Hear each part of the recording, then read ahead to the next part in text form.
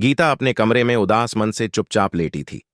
आज उसकी सास ने छोटी सी बात पर उसे 2 थप्पड़ मार दिए थे, जिससे उसका मन बहुत दुखी हो गया था।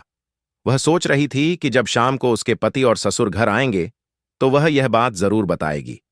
इतने में खाना खाने बैठी सास जोर जोर से चिल्लाने लगी।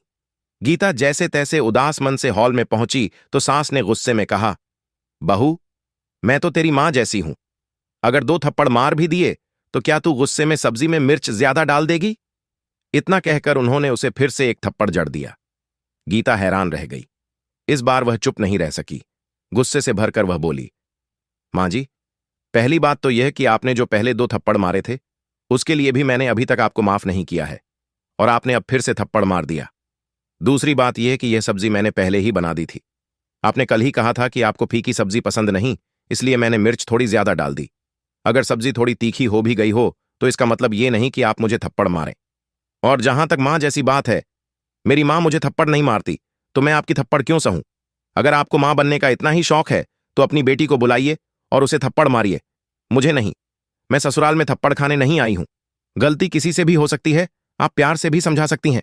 हर गलती पर आप मुझे मार नहीं सकती, और जब तक इस बात का फैसला नहीं होता मैं घर का कोई भी काम नहीं करूंगी। यह कहकर वह रोती हुई अपने कमरे में चली गई और तुरंत अपने पति सुनील को फोन मिलाया। जब सुनील ने सब सुना तो परेशान हो गया। वह बोला, एक तो ऑफिस में 1000 तरह के टेंशन होते हैं और ऊपर से घर में भी लड़ाई झगड़ा। गीता की आंखों से आंसू बहने लगे। उसे गहरा आघात लगा। उसने रुंधे गले से कहा, यहां आपकी मां मुझे मार रही है और आपको अपने टेंशन की पड़ी है। क्या आपको समझ नहीं आता कि आपकी मां का मुझ पर हाथ उठाना गलत है? सुनील ने जवाब दिया, सही गलत मैं घर आकर देख लूंगा। ऑफिस में फोन करके परेशान क्यों कर रही हो? गीता ने गुस्से में फोन काट दिया। उसे लगने लगा कि इस घर में उसकी तकलीफ समझने वाला कोई नहीं है। उसने जल्दी से अपना जरूरी सामान और कपड़े पैक किए, बैग उठाया और कमरे से बाहर निकली। सास ने उसे गुस्से से घूरते हुए कहा, क्या हुआ, मायके जा रही है? अगर 2-4 थप्पड़ मार भी दिए तो इसमें इतनी अकड़ दिखाने की क्या जरूरत है? जा, जहां जाना है जा, कोई तेरे पीछे रोने नहीं आएगा। मायके में 4 दिन रहेगी तो आटा दाल का भाव खुद समझ में आ जाएगा। तेरे घर वाले तुझे खुद ही धक्के मारकर निकाल देंगे। गीता गुस्से में जलते हुए मायके के लिए निकल गई। उधर सुनील सिर पकड़कर बैठ गया। उसे समझ नहीं आ रहा था कि वह क्या करे। ऑफिस में भी बॉस ने किसी बात पर डांट लगाई थी, जिससे उसका मूड पहले से ही खराब था, और अब गीत ने अचानक फोन करके रोना शुरू कर दिया तो उसने गुस्से में उसे भी डांट दिया। कुछ समय बाद जब उसने ठंडे दिमाग से सोचा तो उसे भी लगा कि वाकई उसकी मां का गीता पर हाथ उठाना गलत था। उसने मां को फोन मिलाया। मां गुस्से में बोली, तेरी पत्नी तो घर छोड़कर भाग गई। कैसा मर्द है तू, अपनी बीवी को काबू में नहीं रख सकता? इतना कहकर उन्होंने फोन काट दिया। सुनील बहुत परेशान हो गया। उसे लगा, घर में हंगामा मचाते हैं ये लोग, और मुझे पत्नी को काबू में रखना चाहिए। वो भी एक इंसान है, उसे भी कुछ बातें बुरी लग सकती हैं। अब तो ऑफिस में भी उसका मन नहीं लग रहा था। छुट्टी का समय करीब आ रहा था तो वह जल्दी जल्दी काम निपटाने लगा। जब वह घर पहुंचा तो घर में सन्नाटा पसरा हुआ था। उसकी मां शायद पड़ोस में किसी से बातें करने गई थीं। सुनील चुपचाप सोफे पर लेट गया और टीवी चालू करके चैनल बदलने लगा, लेकिन किसी भी खबर में उसका मन नहीं लग रहा था। उसे गीता की बहुत याद आ रही थी। कुछ देर में उसने टीवी बंद कर दिया और हिम्मत करके गीता को फोन मिलाया, लेकिन गीता इतनी नाराज थी कि उसने फोन उठाया ही नहीं। सुनील सोच में पड़ गया, अब मैं क्या करूं? नाराज पत्नी को कैसे मनाऊं? उसने एक लंबा मैसेज लिखा, माफी मांगी और उसे घर वापस आने के लिए कहा। बाद में गीता ने उसे फोन किया और कहा, मम्मी जी हर छोटी छोटी गलती पर मुझ पर हाथ उठा रही हैं। यह बिल्कुल सही नहीं है।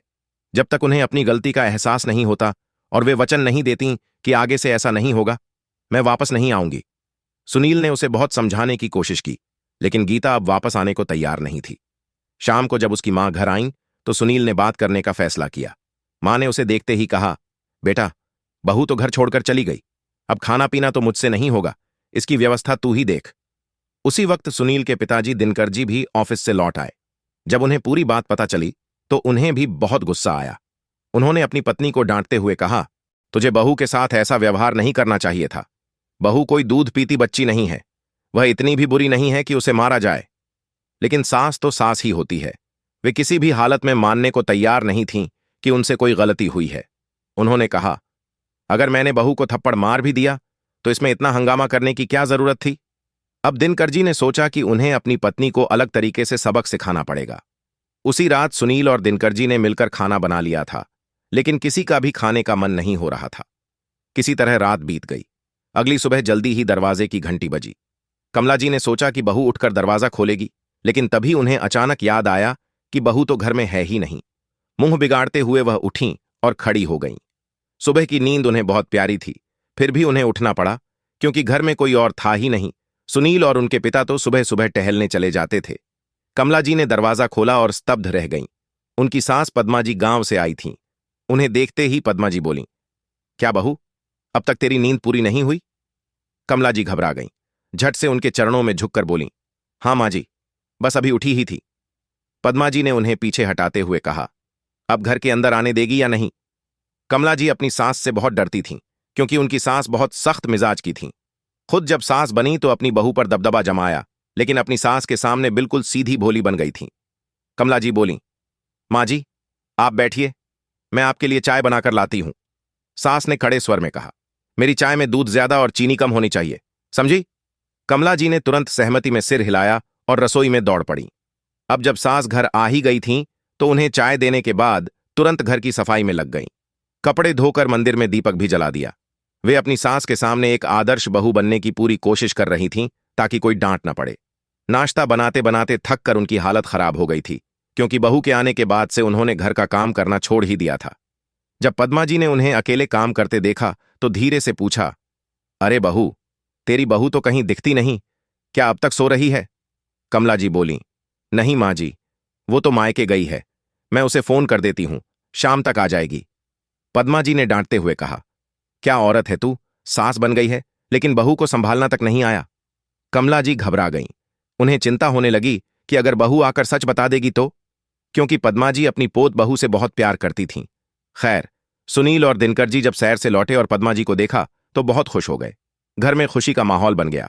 उधर रसोई में कमला जी सास के पसंदीदा आलू के पराठे बना रही थीं।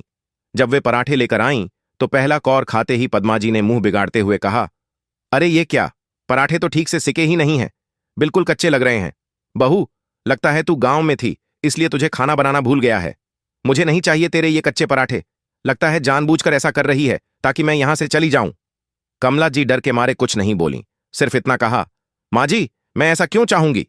सास ने गुस्से में चिल्लाते हुए कहा, एक तो गलती करती है, ऊपर से जवाब भी देती है। इतना कहकर उन्होंने कमला जी को मारने के लिए हाथ उठा दिया। कमला जी स्तब्ध रह गईं। इतने वर्षों में कभी उनकी सास ने उन पर हाथ नहीं उठाया था। उनका दिल जोर से धड़कने लगा। तभी पद्मा जी ने अपना हाथ पीछे खींचते हुए कहा, लगाऊं एक थप्पड़?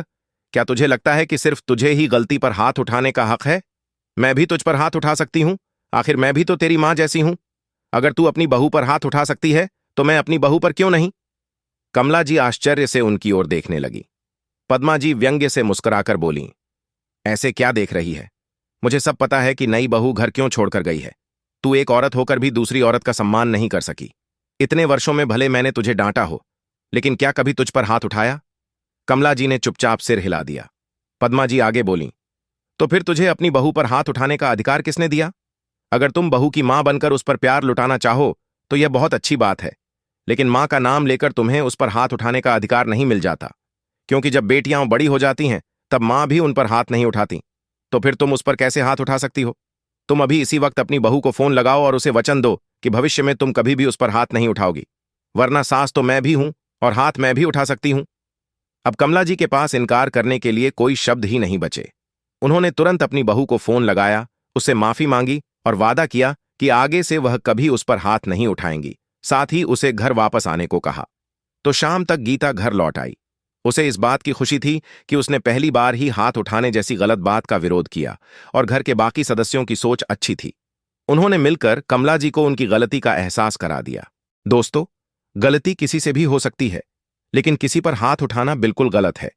इसलिए अगर कोई किसी पर हाथ उठाए तो पहली बार में ही खुलकर उसका विरोध करना चाहिए, ताकि वह व्यक्ति भविष्य में फिर यह गलती न दोहराए। तो दोस्तों, आपको यह कहानी कैसी लगी? कमेंट करके जरूर बताएं। पसंद आई हो तो लाइक करें और अगर आप चैनल पर नए हैं तो सब्सक्राइब जरूर करें। और हां, नोटिफिकेशन बेल को दबाएं ताकि अगली अपडेट सबसे पहले आप तक पहुंचे।